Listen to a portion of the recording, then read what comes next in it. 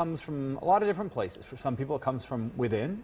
And for others, it comes from maybe meeting someone else. Yeah, and for one 9-year-old Wisconsin boy, it comes from really both. Fox 6's Brandon Cruz explains how that inspiration has become a driving force in the boy's life and has turned into a national challenge. Okay, ready? It's a typical summer evening in Wisconsin. Good. Good. The sights and sounds of baseball filling the air. There we go. From the ping of the bat to the coaches shouting instructions and encouragement. Make sure you lean towards the pitcher. There you go. For 9-year-old Dylan Baylor and his teammates, this game means so much. But it doesn't mean everything. It was back in May when we first met Dylan at a Brewers game. He was there with his family to meet another baseball fan, 24-year-old Jacob Landis. I'm meeting so many people on this trip. It's been pretty fun. It was the first time I ever seen him. I thought it was really cool. Jacob talked to him, and they had a great time together. To Dylan's mom, Amy, the connection made between Dylan and Jacob was immediate and strong. It was awesome. See, Jacob and Dylan both love the game of baseball. It's the best game. It's like perfect balance between luck and strategy. I love how you can like write down everything that happened and it can make sense and you can look at it. But they share something much more personal. Each of them has a cochlear implant. Things are better for me. At school, I can hear much more things. Playing with my friends, it's much easier. Cochlear implants are devices that help people's ability to hear.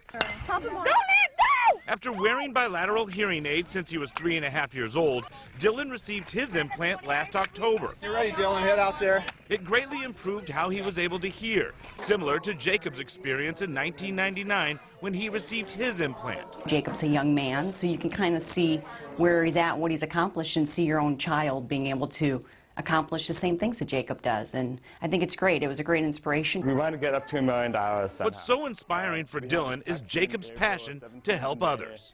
Like to ride his bike and go to ballparks and try to raise money for cochlear implants. That bike ride is from the Atlantic Ocean to the Pacific Ocean and back, 10,500 miles in all. Among the stops are all 30 Major League ballparks.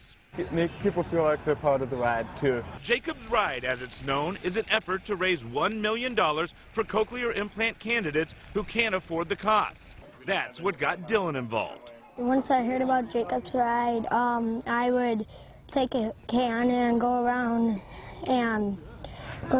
my neighborhood and go door to door at different other neighborhoods. My dad drove me around. My mom put it on Facebook. People out of state and my aunts and uncles donated. By the time the two met, Dylan had raised $650.23 for Jacob's Ride.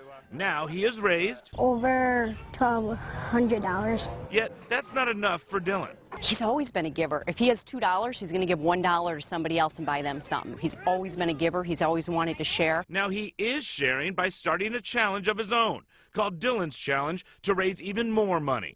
Dylan's Challenge is about Dylan inspiring Jacob's Ride, and Jacob's Ride realizing other kids can do this too. So they started a national campaign, and we're contacting camps and schools and children all over the U.S.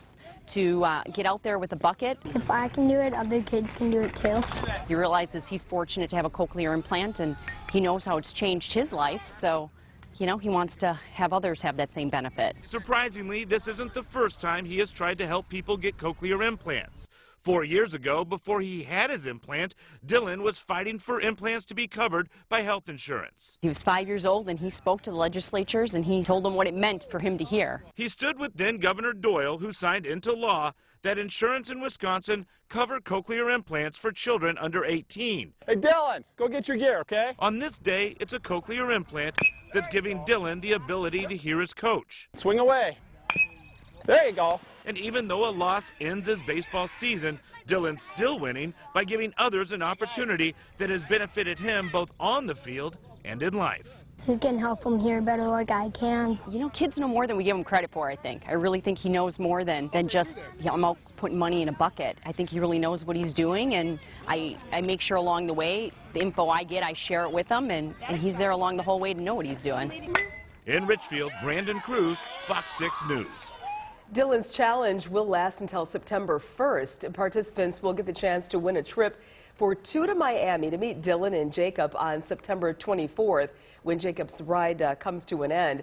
The maker of Dylan's implant, by the way, Medel, has also helped out, donating $1,000 to Dylan's challenge. They're also supporting it through social media. Jacob is currently in Colorado. He'll be at the Rockies game Friday before heading to Texas. For more information on Dylan's challenge, just head to our website, fox6now.com. When you're there, click on links. Yeah, story